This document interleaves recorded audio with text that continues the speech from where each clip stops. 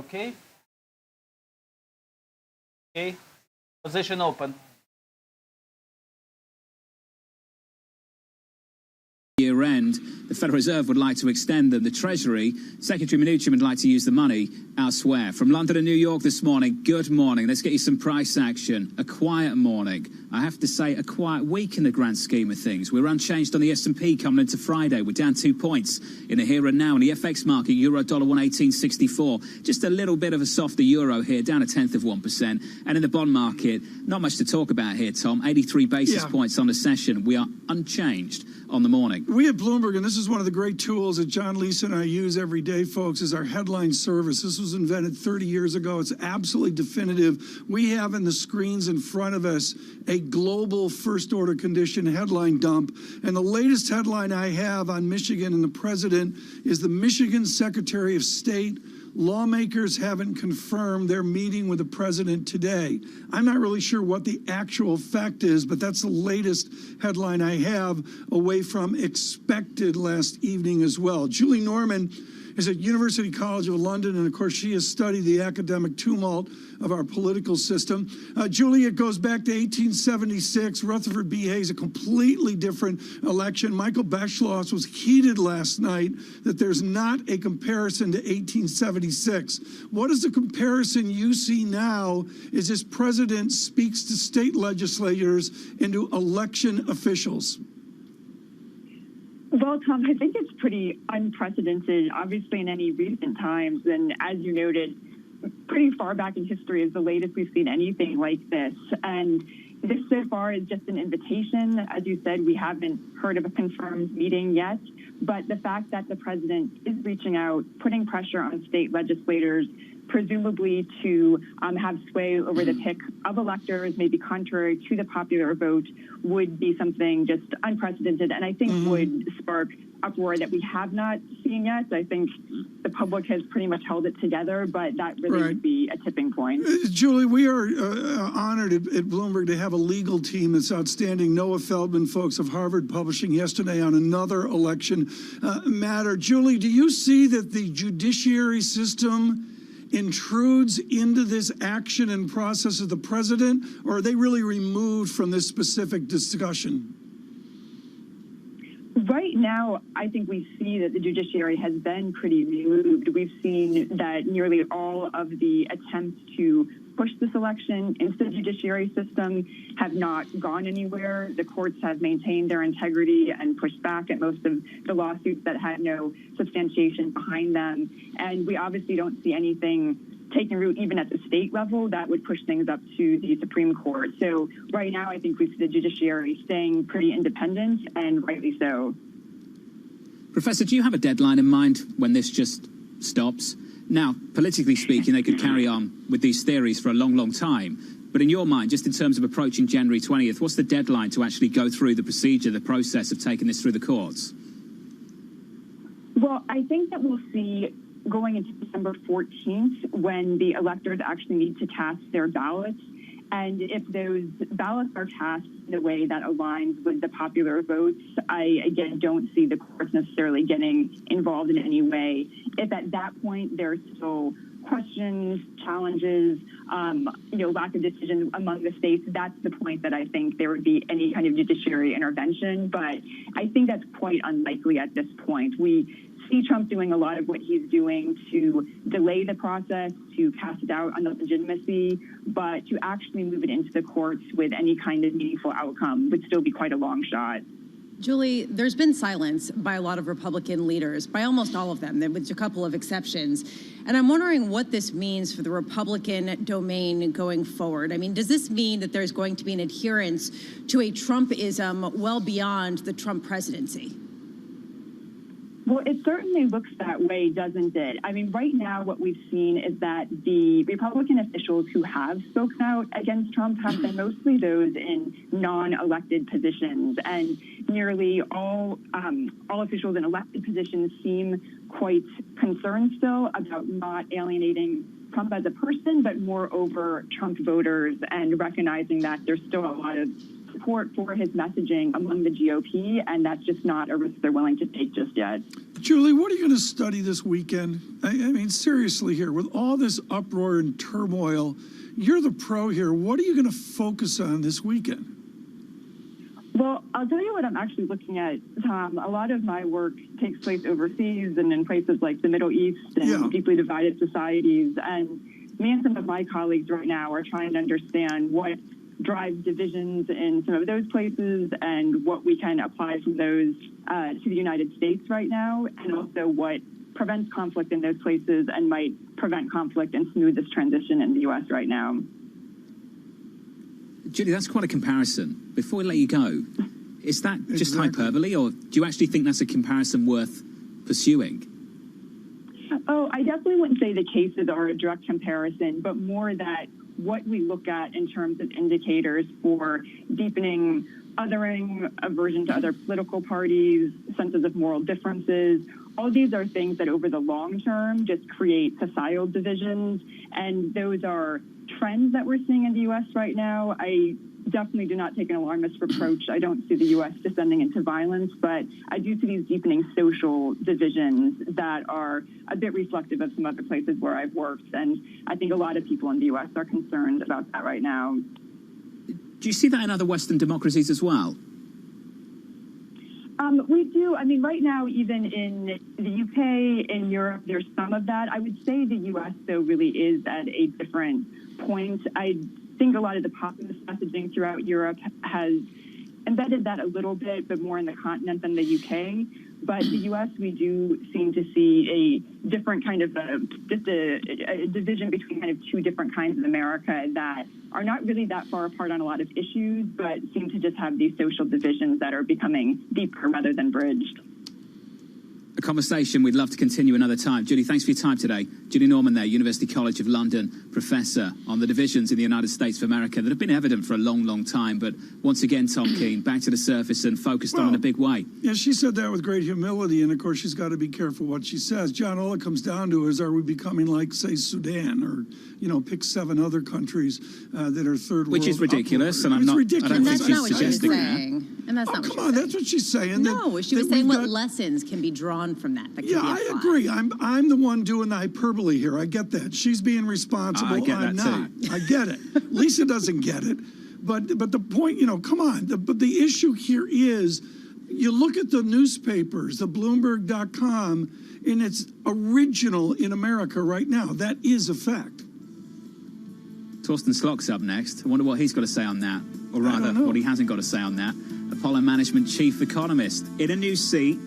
The conversation's going to be very similar. Looking forward to having that conversation with him. From London and New York this morning, good morning to you all. This Friday morning, equities declined 0.1%. This is Bloomberg.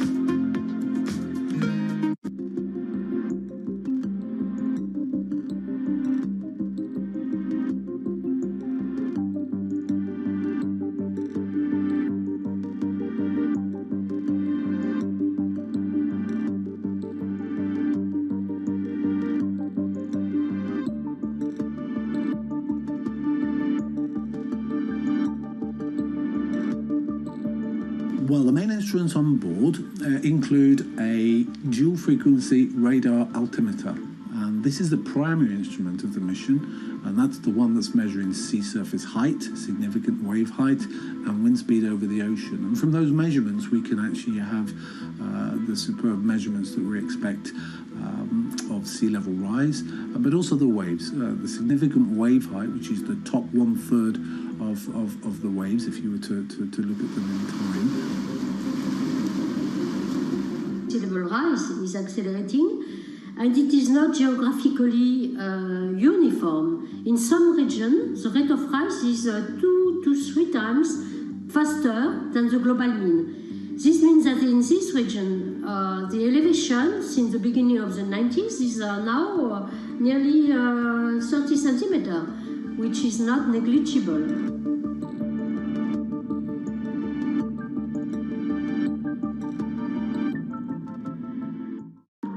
Our generation's biggest problem. Climate change is happening.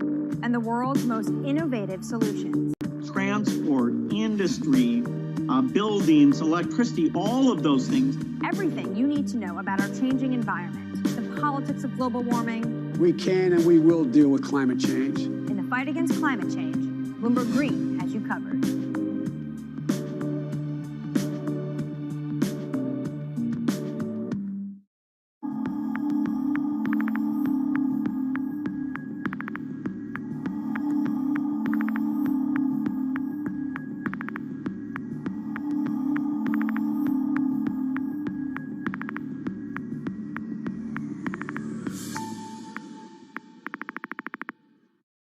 I'm David Weston. Bloomberg Television is reinventing one of the most iconic brands in financial television for a new audience. Join me to see the news program for the clever investor. This is Bloomberg Wall Street Week.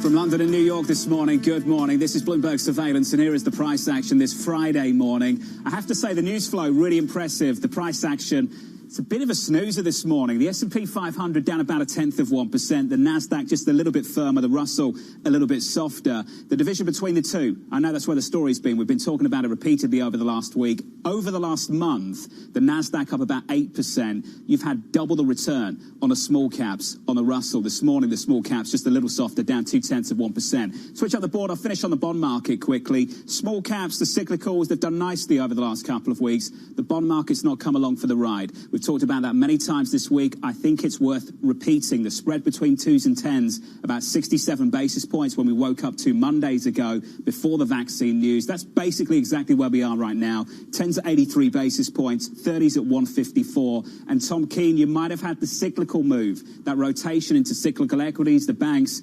You just haven't had the move in the bond market in quite the same way. And I know we keep talking about it, but it's worth repeating. If you want that trade to work, do you need this bond market to come with it? Need is to have the real yield come with us as we move to one of John's properties here this afternoon. The real yield, the 10-year real yield, negative 0.8750%, and that's a greater negative real yield through the week in a churn. I don't want to make too much of that, but it's worth noting here as we go to Farrow's property this afternoon. Here's the way it works. Scott Kleinman and Jim Zeltner at Apollo Management, in a weak moment, took one of the best economists in the street and dragged him over into the dark side of asset management economic analysis. They stole Torsten Slok from Deutsche Bank. Huge loss for Peter Hooper and their team, and we're thrilled that Mr. Slok could join us this morning. Torsten, a global Wall Street question. How's it different being an economist for a massive global bank versus being an economist for asset managers? Well, the data and the analysis is really literally identical. I mean, trying to think about what markets are doing and where they're going, the analysis ends up being exactly 100% the same. So in that sense, the job that we all have of trying to think about where is the economy going and where are financial markets going is the same for all of us. You're at a cross section at a very interesting time, though. We have Dallas Fed President Robert Kaplan coming out saying that he could expect a contraction even in Q4 as a result of the worsening pandemic. And then you have Jim Paulson of Luthold, who just came on and says that he expects a 5% expansion in Q4, this sort of bullish attitude in markets versus the bearishness of economists. Where do you come out in this divide that seems to be growing? Yeah, what is very important to watch is the high frequency data, and jobless claims yesterday, as you also talked about, of course, was going up. That means that more people are becoming unemployed. This is a yellow light for risky assets. I mean, there's something here that's going on in the economic data where the nightmare scenario for markets would be if the unemployment rate in November will begin to go higher. I mean, we are still waiting for the vaccine. There is still some time before the vaccine comes. We have now more conversations about whether we need a second generation of a vaccine. There's a lot of still question marks around how the vaccine will be both deployed and how it will function, etc. But the short answer to your question, Lisa, is that in the short term, it's very different from as a forecaster the way it normally is. Normally, you have a lot of certainty about the short term and not much certainty about the long term. But here it's the complete opposite. We have a much better idea about what things will look like in 2021 than what we have in the next 2 months. Torsten, I really underestimated the resilience of the US economy and how quickly it would bounce back, and many other people did as well. Are we repeating that again as we work our way through winter? So it is the case that the U.S. economy is more resilient than any other economy in the world. We have much more dynamic labor markets, product markets. We have more competition across all markets than literally any other country in the world. So in that sense, the dynamism of the U.S. economy is not being impacted, at least not dramatically at the moment. That being said, the cyclical movements around that structural issue continue to be a risk here in the short term. And that's why some of the high frequency indicators, both of mobility have started to go down. Also open table restaurant bookings have also started to go down. We have some rollovers, even New York City transit MTA data has also started to show some more weakness in the last few weeks. So we're a little bit worried about where the high frequency data is taking us at the moment. Well, let's talk about the policy composition, the policy prescription. Often on programs like this, you talk about speed and size. We talked about that with Jared Bernstein earlier this morning. Let's talk about composition, where you would target the stimulus right now, Torsten. Where does it need to go? I think it is highly unusual, as you also just spoke about a little while ago, it's highly unusual that you have the Federal Reserve and the central bank asking fiscal policy for aggressive action. I mean, as you all know, I used to work at the IMF, and there the main lesson is that the central bank should be telling politicians to spend less money. Now you both have in Europe and in the US, the central bankers almost asking and pleading politicians to spend more money. Please increase government expenditures. Please cut taxes. That is just a really... And that's why the need for fiscal expansion and the call from that from the Federal Reserve is so significant. Torsten, to your claim charts, what has moved is service sector inflation has become service sector disinflation. What are you advising Apollo management? Does it sustain here? Does it become more disinflationary? Or do we just assume a reversion to that 3% level on the great service sector question? Yeah, this is a really important point, Tom, because the shock to the economy with this pandemic came to the service sector. It was restaurants, it was retail, and therefore we saw significant declines in prices and significant declines in employment in the service sector. That's now rebounding, so that's why we're seeing a reversal of that. But historically, over the last 20 years, remember, if you separate CPI into goods inflation, has basically been zero for the last 20 years. All the inflation that we have seen and most of the variation inflation has come from the service sector. That's why the unusual situation here with the service sector being a driver of inflation, first to the downside, now to the upside, is something that is very important for the inflation outlook overall, that we have had this compositional shift where the service sector suddenly is playing a more cyclical role relative to the goods sector. So are you framing the American economy as a return to previous trend, or are we establishing a new level of trend that will be a lesser level? So in trillions of dollars, we're still 1.3 trillion in, at least in Q3, in terms of how far away we are from getting back to the trend that we had pre-pandemic. Yeah. If you want to fill up completely the hole that has been created in the last 2 or 3 quarters, then we need something more like 4 trillion. This gives you some idea about what is the magnitude of fiscal need, if you will. And the question exactly is, as you're asking, well, do we want to get just back up to the trend line, or do we want to fill up the hole completely? In other words, how quickly do we want to get the unemployment rate to come back to the 3.5% that we had in February? So in that sense, all this will depend, of course, on the speed of when the vaccine will come back. But it also will depend on this issue that we also are talking about all the time, if we will get another fiscal stimulus or not here, either before the end of this year or sometime in the beginning of the new year. Of course, as we try to plug this hole by borrowing money, there is a question of that overhang of debt, the unbelievable expansion of debt globally over the past 9 months in order to plug this hole, what that will do to growth going forward. And I'm just thinking about our conversation about zombie companies not that long ago. 20% of the large U.S. companies considered zombies. What does that do to long-term growth in the United States? Do you think it's adequately priced in? So the BIS has done a lot of work on this, and what they have repeatedly said now for several years actually is that if we have a bigger share of companies that ultimately are more unproductive and are using resources, using capex, using workers, then you do run the risk that that begins to have some macroeconomic implications. And on top of that comes also the other issue to your question, Lisa, that if you do have such a significant increase in the amount of U.S. treasuries outstanding, what should you then be watching? You should be watching for risks of potentially talking about downgrades to the sovereign of the U.S. Fitch already has U.S. sovereign on negative watch. You should also be looking at treasury auctions for what is the bid to cover ratio doing. You should also be looking more broadly for demand and supply in the treasury market. So far, everything is fine, but it's pretty clear that when you think about the very significant actions from the Federal Reserve, there is some very important questions about demand and supply in treasuries that we all need to think about also over the coming months. Torsten, what are you optimistic about next year? So I am optimistic about the vaccine, and I do think it will work. But this very unusual situation where there's more clarity about 2021 than there is about the rest of 2020, that is really making it very difficult when you sit with your spreadsheet and try to put together your forecast for the global economy. It does make it quite complicated to think about, well, will markets trade on the bad news in the near term and the downside risks, or will markets look through that and just focus on the vaccine next year? That's why there is still a risk that things could be still a bit bumpy in the next few months before we have the final answer on the vaccine, whether this is something that will help everyone and really will be as helpful as we're all hoping at the moment. Torsten, wonderful to catch up and great to see you in a new seat. Fantastic. Torsten Slok there, now of Apollo Management. Thank you. We are hearing a little bit more from the Federal Reserve. This is from the Chicago Fed President, Mr. Evans, speaking over on CNBC in the last couple of minutes. He said the emergency facilities have been very helpful.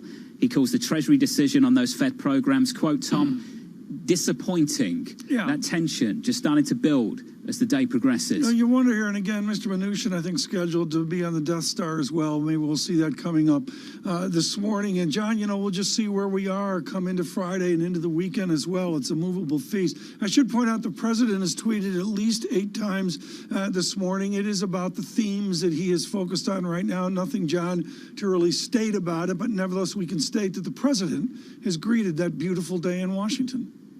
There is an uncomfortable calm in this market, I've got to say. We're down 6 points on the S&P 500, negative about 0.2%. Not much movement. Lisa, if I told you yesterday, when we were talking about high yield and the price-insensitive buyers standing there on the sidelines, disrupting this market and keeping it insulated, if I told you this would play out in the next 24 hours, where do you expect that market to be? I would expect there to be more of a disruption. That said, there is a question of, first of all, whether this could get expanded next year, right? So Joe Biden coming in could potentially increase this program for the Federal Reserve, reinstating it in a way and giving it ammunition. So it's not off the table. But there also is a question of how useful it actually was. And here's the thing, John. I think there's a real conversation about whether the Fed should be involved in credit markets at all. But the idea that it can be stripped from them, this ability to do so without discussion and at dissonance with 2 heads of major agencies, that's what I would think would be a little alarming to markets. Lisa complained when they stepped in, Tom, complaining about the prospect of it being that was what I'm saying. away. I think there's a debate, and I think it's fine. I hear you. Carry on. I know which side of the debate you're on. We all do. It's okay. Alongside Tom Keene and Lisa Bravitz, I'm stepping away. You're stepping away? Else. I've just been doing my fleets out on Twitter. I'm just doing fleets. How's that going? Oh, it's just great. I mean, I'm on the edge of it. I'm on Instagram. You know, I'm like Instagram husband on Twitter. Instagram on Twitter. What's going Kinda. Yeah, fleets. Up next, I don't get it. James Athey of Aberdeen Standard Investments. Fleets. This is Bloomberg.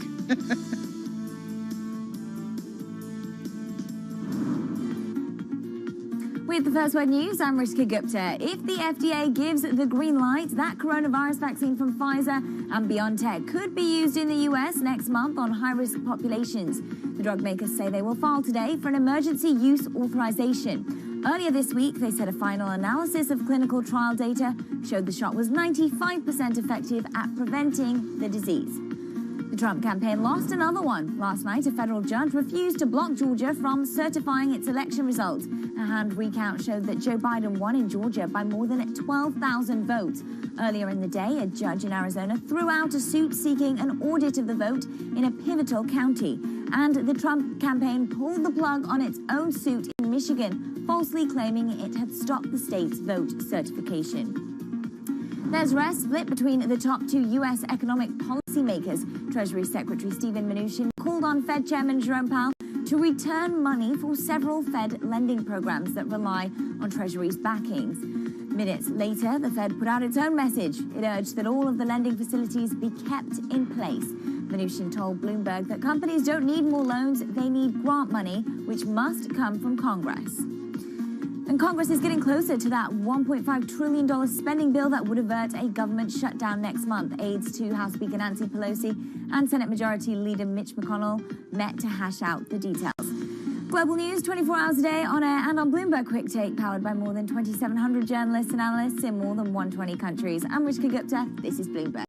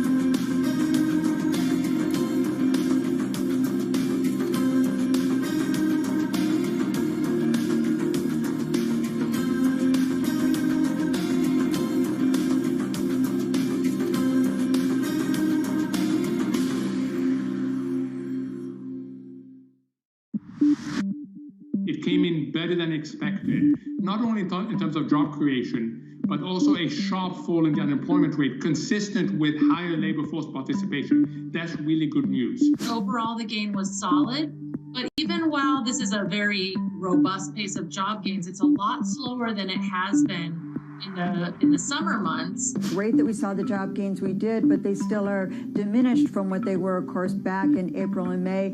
And the scarring, the sort of wounds that were created by COVID are beginning to fester. I would caution people to look at the top line number because I don't think it tells the entire story. Employment relative to population is still well below where we were pre-crisis, and that's because I think that we're going to have some lasting damage. Depending on what you look at, jobs creation or the unemployment rate, you have different views as to whether the improvement in the labor force is keeping up or slowing down. This is a market that over the past few weeks has made it clear it wants to go higher. It got a little spooked by the idea that geopolitical tensions are rising.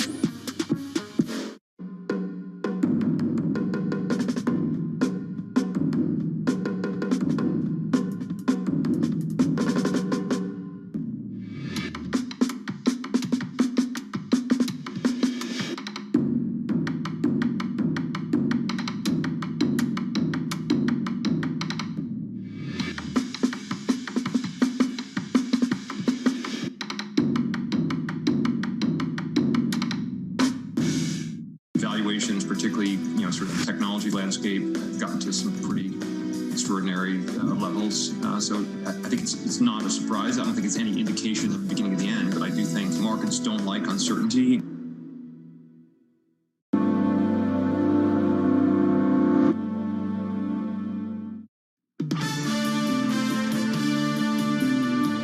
I do think governments have to continue to support people and businesses. This is a health crisis. It's government's responsibility. We cannot just rely on monetary policy. Withdrawing support now, I said it the other day, would be like closing your checkbook during a war. Anna Botín there, Santander chairman, speaking of Bloomberg a little bit earlier. A little bit later, we'll be catching up with Morgan Stanley chief economist Chet Anaya. That comes up on the Open in about 13 minutes' time. Trust the recovery, keep the faith. That's the story coming out of Morgan Stanley, Tom. Yeah, it'll be interesting to see. And, of course, after Ellen Zentner's winter of our discontent comments earlier this morning, this will be an important conversation on one of Mr. Farrow's many properties. We welcome all of you on Bloomberg Television and Bloomberg Radio to a narrow conversation. What we do often is we take a wonderful guest who usually talks bigger and broader, and we note that they say one single thing, and we go narrow. We do that right now with James Athey of Aberdeen Standard Investments, looking at broader investments. But right now, James, in your important comments the other day on China and the idea of China with negative interest rates, is China becoming Europe-like? Hi, yeah, good morning, Tom. I guess you're referring to the Chinese Euro bond issue, which obviously came with a negative yield. I mean, it gets a bit kind of technical and complicated and confusing for non-bond investors or non-geeks or what have you. But obviously what you're buying there is first and foremost European interest rate risk with some Chinese credit risk thrown onto the top. So while it may feel like from a logical perspective, you should be able to equate a kind of currency, euro currency hedged CGB with a euro denominated Chinese Eurobond issue. What we've seen in emerging markets more broadly and what we see here is that that's not necessarily the case, because obviously the interest rate outlook in Europe is vastly different to that in China. James, you never have to apologize for geekness here in the bond market. I'm bad and Lisa's even worse, so it's okay. Guilty. You can get guilty. I'm in a safe space. James, folks, this is really, really important. China's not Italy. China's not the U.S. And yet, James, China goes shopping in Europe to do debt in a euro denomination. And am I right that selected maturities had a negative interest rate? That's the price up. That's the massive demand, isn't it? Yeah, so exactly. If you're a European investor, your home currency is euros, then you can't escape the fact that you face a negative interest rate environment. You can buy all sorts of issues from around the world, but if you do so on an unhedged basis, you're taking currency risk, and so it's not a fair comparison. Once you start to hedge away those currency risks, covered interest parity says that you will end up back with your negative rate outlook. So if somebody from a faraway land chooses to issue in the European bond market and you see them as a credit-worthy issuer, and they come somewhere which is attractive relative to euro-based credit-worthy issuers, then that's something that you will look to invest in, just as a kind of logical extension of your of your home interest rate environment.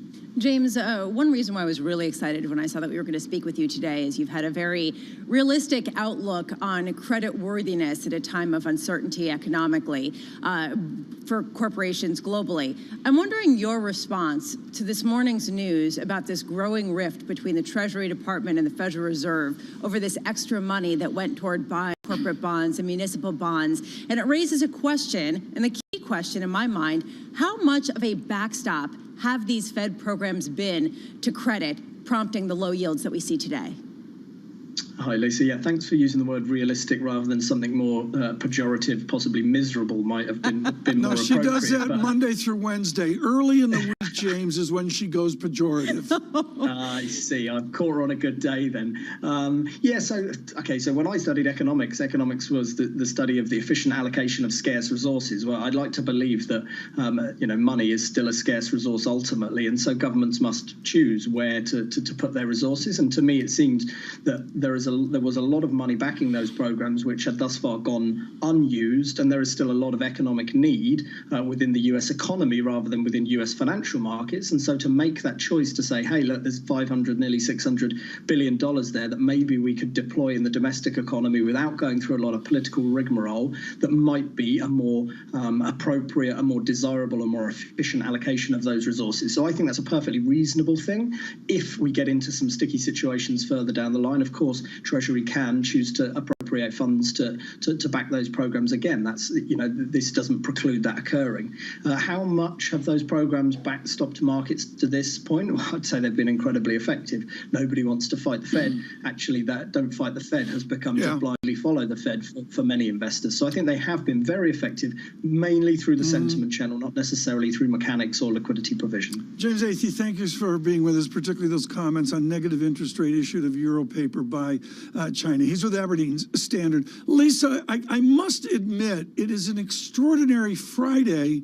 And if we didn't have all the Washington stuff going on in election 2020, it'd still be extraordinary. It's not just about the politics, is it? No, and it's really the cross currents, as John said, really stunning, and it's amazing. I can't believe he got that line in and I didn't. Continue. You could say it. Do you see some cross currents too, Tom? Look at that. Tom Keene said some cross currents. Look, honestly, I think, though, that you do have the economic reality, you have the political noise, and then, it's really interesting to me that on the election front, we're getting Georgia actually coming out. The election will be certified with Joe Biden being the winner of that state at 10 a.m. We are hearing that being reported currently by CNN. Markets have already moved on. I find this really interesting, Tom. Washington, D.C., the Beltway has not. But you know what? Markets are moving on, and they're looking to policy, and they're looking to the end of the pandemic next year. Yeah, it's interesting to see. And, I think, Lisa, that it's fascinating. And, you see for things, folks, something obscure like what James Athey's talking about a negative interest rate issued out by China. That's one of those cross currents that, we speak about as well. I mean, I think of cross currents, and really the way we cross current forward here in the shop is it's all Faro all the time from 9 o'clock on with the cross currents of the open and the real yield. John, what do you have at 9 o'clock? I'm just sorting out my microphone. I've got Chetanaya of Morgan Stanley. Who else? Come on. Look forward to that conversation. We will also have Evan Brown of UBS, and one of their conviction calls is a weaker dollar through 21. I think we've got to talk about that, Tom, whether that weaker dollar actually materializes. I understand that if we get synchronized global growth, if you get behind that idea, risk appetite builds, I can get behind the idea of a weaker dollar with you. And I think the vaccine news of this morning is a little bit more fuel for the idea. That's the trade to get behind in 21. John, I wasn't being serious about that.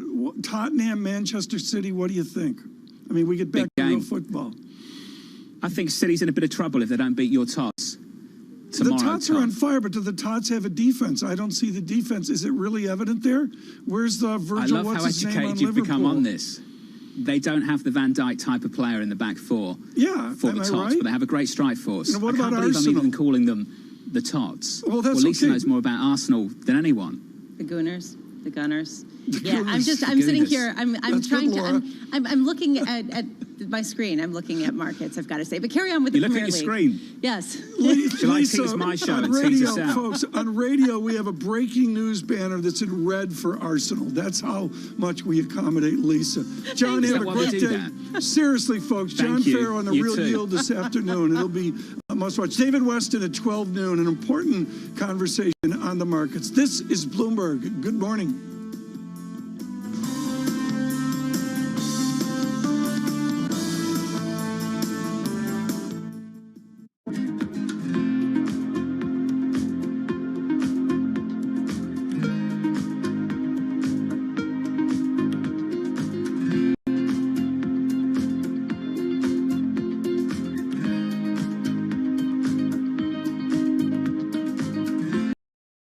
I'm placing a stop on profit for euro at 118.655. Okay.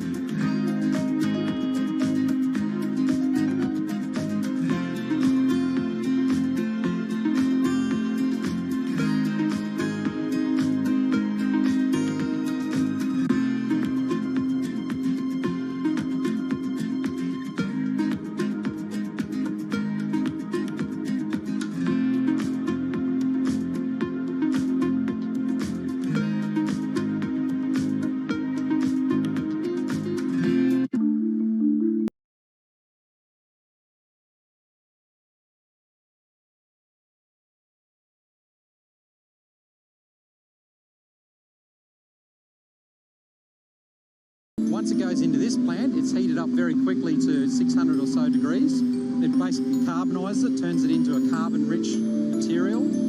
Obviously kills all of the pathogens.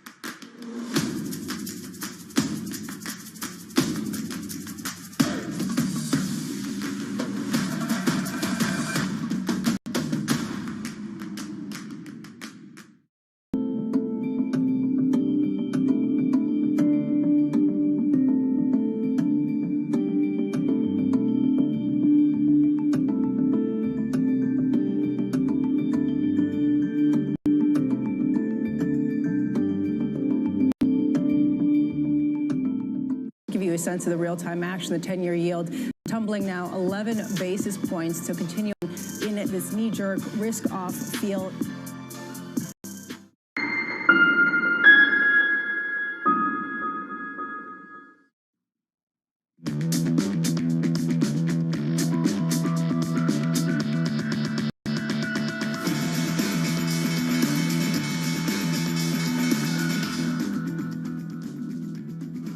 From New York and London for our audience worldwide, good morning, good morning. The countdown to the open starts right now. With 30 minutes away from the opening bell, we're down about 0.2%. We begin with the big issue. A new stimulus dispute brewing on Capitol Hill. Treasury Secretary Steve Mnuchin and Fed Chair Jay Powell clashing over the fate of some of the Fed's emergency support program. The Treasury Secretary preparing to let several of those facilities expire, requesting Chair Powell return the remaining unused funds, telling Bloomberg in an interview the following: the economy has responded very strongly, but there are still areas of the economy that need more support. That's why I'm encouraging Congress to reallocate this money. The Fed quickly responding in a short statement saying the following, quote, "We prefer that the full suite of emergency facilities established during the pandemic continue to serve as a backdrop for our still strained and vulnerable economy." All this coming amid surging infections and increasing restrictions on economic activity. Dallas Fed President Robert Kaplan voicing concerns about the recovery.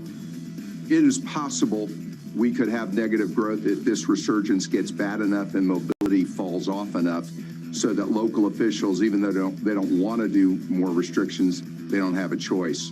So the next couple of quarters is going to be very challenging. On this story, an important story, I want to bring in Bloomberg's Michael McKee, our international economics and policy correspondent. We have a bit of division at a time when we don't want division, Mike. Yeah, well, what's really interesting, John, is that the markets are just kind of caught between the present and the future. The market that we saw bond yields fall right after this news came out, and we're down all night. But now on the Pfizer news this morning, they're back to sort of unchanged on the day as they bet maybe this will blow over. But for right now, it is a split between the two sides. After the markets closed, the Treasury Secretary sending that letter saying that he wants to close down a number of the programs, 5 of the lending programs that were put in place in March to keep the economy and the markets going. And then he will keep 4 of those programs, including the commercial paper funding facility and the money market facility, open, but just for 90 days. He's asking for the money back, as you mentioned, that hasn't been spent, which is about $260 billion of the $454 billion Congress originally put forth for them to use. We don't have any indication the Fed that it is going to give back the money at this point. Mnuchin's argument is that the programs have worked. We saw a big spike in spreads in March in all the bonds that were being sold around the United States, including particularly the high yield area, and those spreads have now come down. So the Treasury doesn't need to have the Fed doing this anymore. But the Fed argues that we could still see this reverse if the markets lose confidence or if this latest COVID outbreak causes problems. And so they sent their response without saying exactly what they're going to do about it. $195 billion already earmarked for the Fed. They still have that money. Some of it's out. They could use that, and they could come back if they needed to by using the Exchange Stabilization Fund at the Fed. That's a sort of pot of money the Treasury Secretary controls, about $74 billion in there, but it still leaves hundreds of billions that would have been available had Mnuchin extended this. And of course, the question is, why are they doing this now? Some saying that the Trump administration just wants to make it more difficult for the incoming Biden administration. Mike, this just feels very clumsy, and typically Secretary Mnuchin has been very apolitical. He's tried to help the economy, he's worked very well with the Democrats, and he's making the argument that he wants to repurpose those funds. What is surprising to me is that they haven't got ahead of this and got on the same page ahead of time. As far as the money being returned is concerned, is that something that would have to take place now in the next week or year end? Year end is when these programs are supposed to expire, and I guess in theory the Fed can still make more loans, although there hasn't been a lot of uptake. There has been some additional Main Street lending over the last couple of weeks. Now, can they reuse the money, repurpose it? Probably not, because Congress has to appropriate the money. They appropriated it for this particular program, and if the administration wants to use it for something else, they would have to get congressional permission. Although this administration has not been big on getting permission before it does things. Michael McKee, great to catch up, sir. Thank you. The good news this morning from the Federal Reserve's perspective is that we haven't had an adverse reaction in this market yet. Credit so far, a little softer if you're looking at CDS, but overwhelmingly, we haven't seen the story that I think many people would have expected on the story that has occurred in the last 24 hours. In equity markets, futures are down, what, 0.4% of small caps, unchanged on the NASDAQ, and down 0.2 on the S&P 500. UBS's Evan Brown doubling down on a dovish Fed, writing the following: we still don't think the market has fully grasped just how structurally dovish the Fed now is and its willingness to remain accommodative and ease further, even as the recovery continues. Of the typical reflation trades, we have least confidence in a large rise in bond yields or steepening in the yield curve. Evan joins us now for more. Evan, let's just start with this spat, if we can call it that, between Chair Powell and Secretary Mnuchin. Your first take? First take is it's suboptimal. I mean, when we look back to March and we think about what got us to today with the economy not in a great depression, financial markets not in absolute crisis, it was the coordination of the Fed and Treasury working towards a common goal that was so powerful. To see them now not on the same page is not a good signal to the market. And so I think it's not a great message. I think that the tail risks have risen somewhat in corporate credit, such that, you know, if things really do go wrong, worse than we expect over the next few weeks with the virus and the economy, that that lack of a backstop there, or at least knowing we're going to have this gap between the end of this year and into a Biden administration, it's suboptimal. Is it the end of the world? I don't think so. I mean, as Michael mentioned, we've got potentially with the new administration coming in, you can revive some of these facilities, perhaps with not as much firepower, but that 3-week period and not having both sides on the same page, it's not great optics. Evan, I think what you're saying is important, though, and I want to sort of caution complacency on a morning like this morning. Just because the market hasn't reacted yet doesn't mean the market won't react. And Evan, your point, essentially, as I hear it, is that removing the backstop isn't sufficient to see the market gap. It's about... I am moving my stop on profit to 118.685. Okay. Stop on profit move for euro against United States dollar to 118.685. The expected rebound next year. Well, what if we have an even sharper than expected worsening of the virus and the economy, and we have to get into even stricter restrictions than we're expecting. Those are real risks, and that is when this market and this lack of a backstop or a weakened backstop will be tested. So it's increasing tail risk as opposed to a reason to sell all credit right now. Secretary Mnuchin, speaking on CNBC just a few minutes ago, said he wants to spend the money on small business PPP loans.